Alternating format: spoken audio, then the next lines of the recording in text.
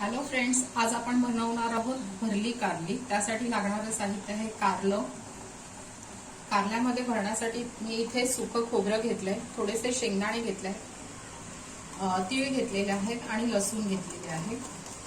त्यानंतर फोडणीसाठी मी इथे कांदा, ठेचलेला लसूण, कढीपत्ता, चवीसाठी कोथिंबीर घेतलेली आहे, ते सुके मसाले घेतलेले आहेत, लाल तिखट, धना जिरा पावडर आहे, हिंग आहे, हळद पावडर आहे, गरम मसाला आहे, मीठ आहे आणि इथे थोडंसं मी चिंच आणि गूळ थोडंसं भिजवून घेतलेलं आहे आणि तेल।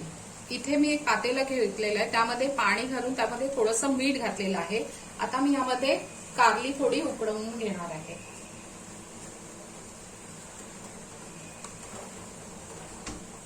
आता इथे आपली कारली उकडतात आहे, तोपर्यंत मी इथे आतमध्ये भरण्यासाठी मसाला तयार करत आहे। त्यासाठी लसूण, शेंगदाणे, सुकं खोबरं हे सगळं मी भाजून घेतलेले आहे, तीळ, याचा आता आपण मसाला तयार करून घेऊ। आता हे आपण सुकं खोबरं, तीळ, भाजलेले शेंगदाणे आणि एक लसूण याचा आपण मसाला तयार केला, वाटलेलं होतं। आता ह्यामध्ये आपण लाल तिखट, धना जिरा पावडर, गरम मसाला आणि हळद पावडर हे आपण घालणार आहोत। त्यानंतर चवीनुसार मीठ, थोडी कोथिंबीर आणि इथे चिंच गुळाचं जे पाणी केलेलं आहे ते थोडंसं मी त्यामध्ये घालणार आहे। आता हे चांगलं एकजीव करून घेऊ।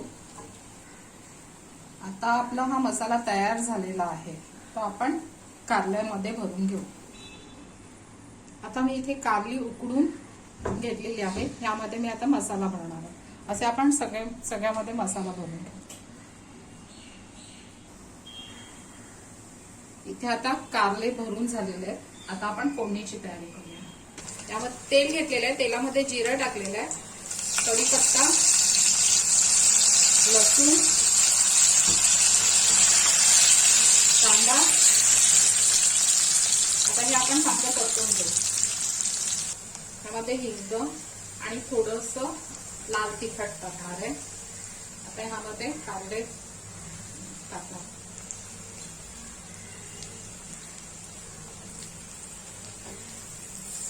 ह्यामध्ये उरलेला जो मसाला आहे तो आपण वरून टाकू। जरासं आपण पाणी टाकू फक्त आणि आता पॉज देऊ।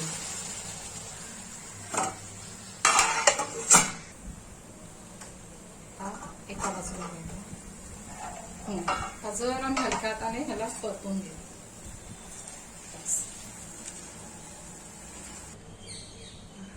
मस्त सुगंध आला। हे कारली झालेली आहे, आता वरून कोथिंबीर घालते आणि सर्व करते। भरली कारली तयार आहे।